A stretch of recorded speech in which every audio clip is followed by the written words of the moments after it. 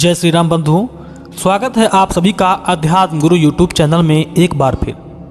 बंधुओं, कौन था वह राजा जिसने रावण को जेल में डाल दिया था, यानी कारागार में डाल दिया था? उनके बारे में आज मैं आपको अवगत कराने जा रहा हूँ। मित्रों, यह कथा वाल्मीकि रामायण के उत्तरकांड से ली गई है, जिसमें स्वयं महर्षि अगस्त्य जी इस कथा को श्री राम जी को सुनाते हुए बता रहे हैं कि रावण कितना शक्तिशाली था, उसने कितने राजाओं को पराजित किया था और दिग्विजय के लिए निकलता था तो बिना किसी राजा को हराए वापस नहीं लौटता था। तब श्री राम जी ने स्वयं अगस्त्य जी से पूछा, भगवान, जब क्रूर रावण पृथ्वी पर विजय करता था और घूम रहा था तो उस समय क्या यहाँ के सभी लोग कायर और कमजोर थे? क्या इन दिनों क्षत्रिय या अन्य जाति का कोई भी ऐसा राजा नहीं था जिसने रावण को पराजित किया था या अपमानित किया हो? उस समय के सभी राजा पराक्रम और शस्त्र ज्ञान से शून्य थे क्या, जिसके कारण अधिकतर राजाओं को रावण से पराजित होना पड़ा था? उनकी यह बात सुनकर अगस्त्य जी अट्टहास मारकर हंस पड़े और बोले, श्री राम, सब राजाओं को सताता और पराजित करता हुआ रावण इस धरती पर विचरने लगा। घूमते घूमते वह माहिष्मती नगरी में जाकर पहुंचा। वहां अर्जुन नाम का राजा राज करता था। जिस दिन रावण वहां पहुंचा उस दिन अर्जुन अपनी स्त्रियों के साथ नर्मदा नदी के तट पर जल क्रीड़ा करने के लिए चला गया था।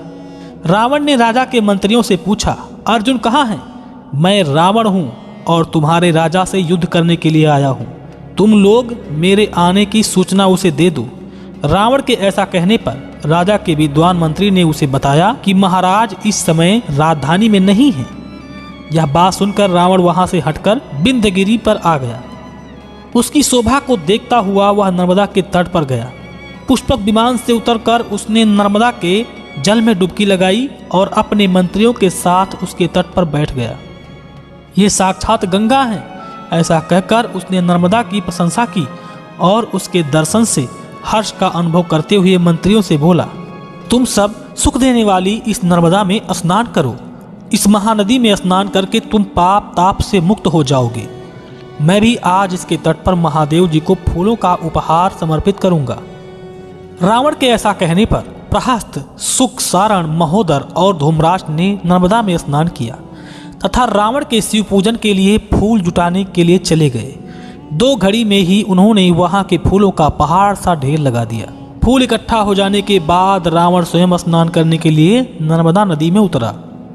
स्नान करने के बाद भीगे कपड़े उतारकर उसने सफेद कपड़े पहने और महादेव की पूजा के लिए चला गया। रावण जहाँ जहाँ जाता था वहाँ एक सुवर्णमय शिवलिंग अपने साथ लिए जाता था। वहाँ पर भी उसने बालू की वेदी पर शिवलिंग स्थापित किया और चंदन व पुष्पों से उनका भली भांति पूजन करके उनके सामने गाने और हाथ फैलाकर नाचने लगा। उस स्थान से कुछ ही दूरी पर अर्जुन अपनी स्त्रियों के साथ नर्मदा में जल क्रीड़ा कर रहे थे। उसकी 1000 भुजाएं थीं। उन भुजाओं के बल को जांचने के लिए उसने नर्मदा के बेग को रोक दिया। रोका हुआ वह जल उल्टी दिशा में बहने लगा और तट पर पूजा करते हुए रावण तक जाकर पहुंच गया और समस्त पुष्पों को बहा ले गया। उसका पूजन कर्म अभी आधा ही संपन्न हुआ था। वह पश्चिम से आकर पूर्व दिशा में प्रवेश करते नर्मदा नदी के जल की ओर देखने लगा। मुख से एक भी शब्द बोले बिना उसने दाहिने हाथ की उंगली से संकेत करके बाढ़ का पता लगाने को कहा।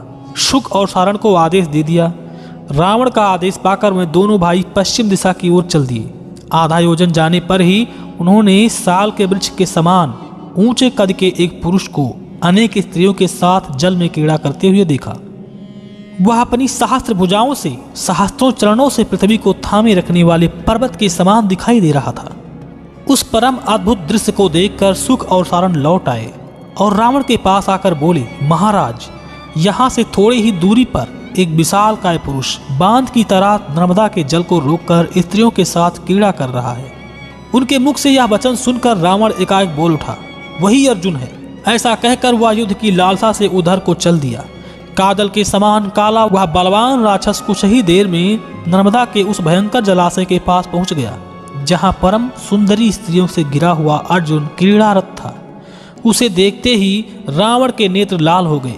अपने बल के घमंड से उद्दंड हुए उस राक्षस ने अर्जुन के मंत्रियों से गंभीर वाणी में कहा, मंत्रियों, तुम हैहय राज से तुरंत जाकर कहो कि रावण तुमसे युद्ध करने के लिए आया है। रावण की बात सुनकर अर्जुन के वे मंत्री हथियार लेकर खड़े हो गए और रावण से बोले, वाह रे रावण वाह, तुम्हें युद्ध के अवसर का अच्छा ज्ञान है। हमारे महाराज जब स्त्रियों के बीच क्रीड़ा कर रहे हैं तब तुम युद्ध के लिए उन्हें उकसा रहे हो। रावण, यदि तुम्हारे मन में युद्ध करने के लिए उत्साह है तो रात भर के लिए क्षमा करो और आज की रात यहीं ठहरो। कल सवेरे राजा अर्जुन युद्ध के लिए मैदान में उपस्थित होंगे और तुम देखोगे।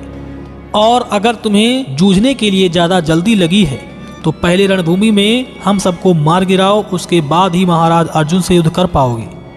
यह सुनकर रावण के भूखे मंत्री युद्धस्थल से अर्जुन के सेवकों को मार कर खाने लगे। इससे नर्मदा के तट पर काफी कोलाहल बढ़ गया। अर्जुन के भयभीत सेवकों ने भागकर रावण के उस क्रूर कर्म का समाचार उसे सुनाया। सुनकर अर्जुन ने अपनी स्त्रियों से कहा, डरना मत। फिर उन सबके साथ वह जल से बाहर निकला। उसके नेत्र रोष से लाल हो गए। उसने गदा उठा ली और राक्षस समूह पर टूट पड़ा। उस समय मूसलधारी प्रहस्त उसका रास्ता रोक कर खड़ा हो गया। उसने भीषण गर्जना के साथ अर्जुन पर मूसल चलाया। उस मूसल के अग्रभाग से लाल आग निकल रही थी, किंतु अर्जुन को इससे तनिक भी डर नहीं लगा। उसने गदा मारकर उसे निष्फल कर दिया। उसके बाद वह गदा उठाकर प्रहस्त की ओर दौड़ा और उस पर प्रहार किया। उस प्रहार से आहत होकर प्रहस्त तुरंत जमीन पर गिर पड़ा। उसे धराशायी देखकर युद्ध में उसका साथ देने के लिए मारीच, सुख सारण, महोदर और धूम्राक्ष मैदान छोड़कर भाग खड़े हुए। प्रहस्त के गिरने और सहायक मंत्रियों के भाग जाने पर रावण ने अर्जुन पर हमला बोल दिया। फिर तो 1000 भुजाओं वाले कार्तवीर्य अर्जुन और 20 भुजाओं वाले दशग्रीव के बीच रोंगटे खड़े कर देने वाले भयंकर युद्ध शुरू हो गए। एक दूसरे पर घात प्रघात करते हुए ना तो अर्जुन थकता और ना ही रावण। इसी बीच अर्जुन ने रावण के दोनों अस्त्रों के बीच पूरी ताकत से गदा से प्रहार किया, परंतु रावण तो वर के प्रभाव से सुरक्षित था। छाती से वेगपूर्वक टकराते ही वह गदा 2 टुकड़े होकर जमीन पर गिर पड़ा। फिर भी उसकी चोट से आहत होकर रावण 2 हाथ पीछे हट गया और चीख कर जमीन पर बैठ गया। उसे व्याकुल देखकर अर्जुन ने सहसा उछलकर उसे दबोच लिया, जैसे झपट्टा मारकर किसी सांप को गरुड़ ने दबाया हो।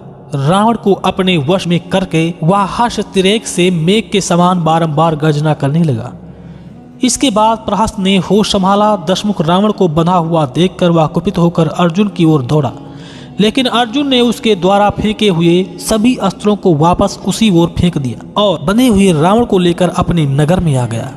श्रीमान रावण को पकड़ लेना हवा को पकड़ लेने की समान था। कार्तवीर्य अर्जुन द्वारा उसको बांधकर अपने कारागार में डाल देने की बात देवताओं के मुख से पुलस्त जी ने जब सुनी, यद्यपि वे महान धैर्यशील थे, तथापि संतान के प्रति होने वाले स्नेह के कारण परवश हो गए और अर्जुन से मिलने के लिए उसकी नगरी के भूतल में चले गए। अर्जुन के सेवकों ने उन्हें पहचान कर राजा को उनके आगमन की सूचना दी। पुलस्त जी के आगमन की सूचना पाकर अर्जुन सिर पर अंजलि बांधे उन तपस्वी मुनि की अगवानी के लिए खड़ा हुआ। उसने उनके चरणों में आदरपूर्वक प्रणाम किया और गदगद स्वर में बोला, महात्मन, आपका दर्शन परम दुर्लभ है, फिर भी आज मैं आपके दर्शन का लाभ पा रहा हूँ। यहाँ पधार कर आपने महिष्मती नगरी को गौरवशाली बना दिया है। ये ब्राह्मण, यह राज्य, ये स्त्री पुरुष और हम सब लोग आपके ही हैं। आज्ञा दीजिए, हम आपकी क्या सेवा करें।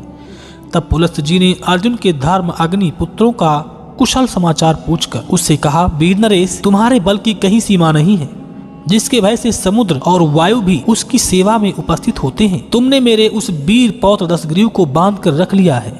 ऐसा करके तुम मेरे इस बच्चे का यश पी गए हो और सब जगह अपने नाम का ढिंढोरा पीट दिया है। बस अब मेरे कहने से तुम दुशासन को छोड़ दो, या तुमसे मेरी याचना है। पुलस्त जी की इस बात को सुनकर सिरोधार करके अर्जुन ने उसके खिलाफ कोई बात नहीं की। बड़ी प्रसन्नता से उसने उस देवद्रोही राक्षस रावण को मुक्त कर दिया। मुक्त करके उसने दिव्य आभूषण, माला और वस्त्रों से पूजन किया और अग्नि को साक्षी बनाकर उसके साथ ऐसी मित्रता का संबंध स्थापित किया जिसके द्वारा किसी प्रकार की हिंसा न हो। अर्जुन द्वारा छोड़े गए रावण को पुलस्त जी ने हृदय से लगा लिया और उसके बाद में पुनः ब्रह्मलोक को चले गए। इस प्रकार रावण को कार्तवीर्य अर्जुन के हाथ से पराजित होना पड़ा था। मित्रों, ये थी कथा और ये था वो राजा जिसने रावण को कारागार में बंद कर दिया था। उस समय स्वयं उसके बाबा पुलस्त ऋषि को छुड़ाने के लिए आना पड़ा था।